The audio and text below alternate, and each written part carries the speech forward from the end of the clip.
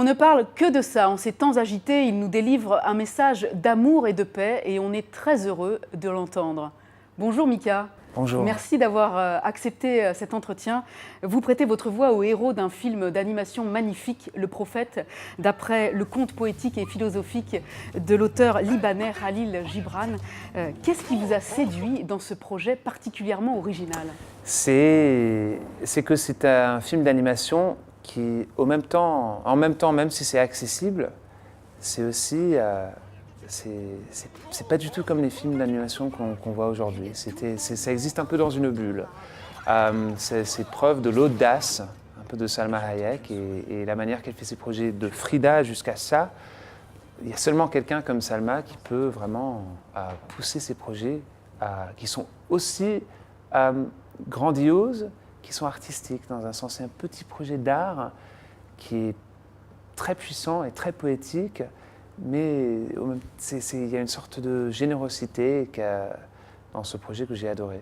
Alors c'est Salma Hayek, vous l'avez dit, Salma Hayek-Pinault, qui est donc comédienne et productrice de ce film, qui a choisi votre voix, et pas seulement pour interpréter en doublage ce personnage de poète assigné à résidence. Qu'est-ce qu'il y a, on imagine qu'elle vous a choisi, non pas simplement pour votre voix, effectivement, qu'est-ce qu'il y a de vous dans ce personnage de Mustapha ? Dans moi, premièrement, j'ai grandi avec ce texte. Je pensais que c'était les mots et les idées de mes parents, mais en fait, à un certain moment, je réalise qu'ils avaient tout volé du livre. Mais le livre faisait partie un peu de mon enfance, il était toujours présent. Et donc, quand elle m'a demandé de le faire, c'était quoi ma réaction, honnêtement ? C'était que je ne voulais pas le faire. Je ne voulais pas le faire parce que j'avais grandi avec le livre, et donc c'était un peu bizarre de me mettre dans le contexte, et je ne suis pas un comédien. Et je me suis dit, Liam Neeson, il fait la voix originale. Comment est-ce que moi je suis supposé de faire la version française de Liam Neeson ? C'est impossible. Elle m'a dit, fais le test. Ensuite, tu vas comprendre pourquoi je veux que tu le fasses. Je l'ai fait. J'ai réalisé que ça jetait une lumière très différente.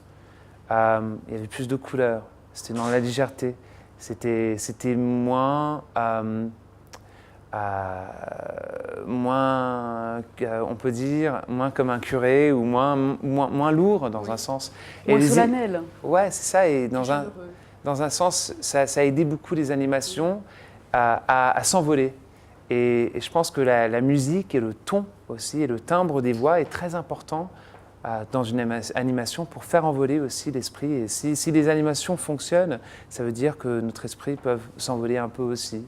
Salma Hayek-Pinault dit qu'elle aimerait que ce film apporte du baume au cœur au spectateur. Qu'est-ce que vous aimeriez que le spectateur garde comme message, que le film donne comme message ?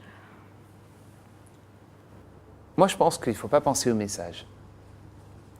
Il faut penser un peu est-ce qu'on se sent bien après le film ? Est-ce qu'on se sent un peu plus doux ? Est-ce qu'on se sent un peu plus tolérant ? Est-ce qu'on se sent un peu moins commercial ? Et est-ce qu'on ne se sent pas du tout manipulé ? Il n'y a rien à acheter quand on sort de ce film. Il n'y a pas de video game, il n'y a pas d'application. C'est un film qui a été fait parce qu'elle a voulu le faire et parce que ça résonne tellement, les idées résonnent. Oui, la réponse est on se sent bien et je pense que les idées se communiquent d'une manière très efficace. À propos d'émotions et de messages, vous avez communiqué une vive émotion après les attentats de Paris et beaucoup de soutien aux victimes. Quel sentiment vous habite désormais quand vous venez à Paris ? Vous qui avez dit de Paris que vous ne pouviez pas vivre sans Paris, sans la France. Je suis fier. La fierté. Je suis fier et même la fierté, c'est quelque chose de dangereux. Parce que quand j'ai vu ce qui s'est passé, j'étais sur mon canapé dans l'appartement à Paris et je regardais cette fierté. Elle se sentait presque abusée dans un sens. J'ai senti quelque chose d'horrible. C'était non seulement la tristesse, mais de la rage. Donc vous n'avez pas peur ? Le jour après, moi, je suis sorti. Et je me suis mis, au lieu de prendre mon café chez moi, j'ai pris 3 cafés sur le trottoir, juste à côté de là où je reste quand je suis à Paris, là où j'habite quand je suis à Paris. Et je suis sorti.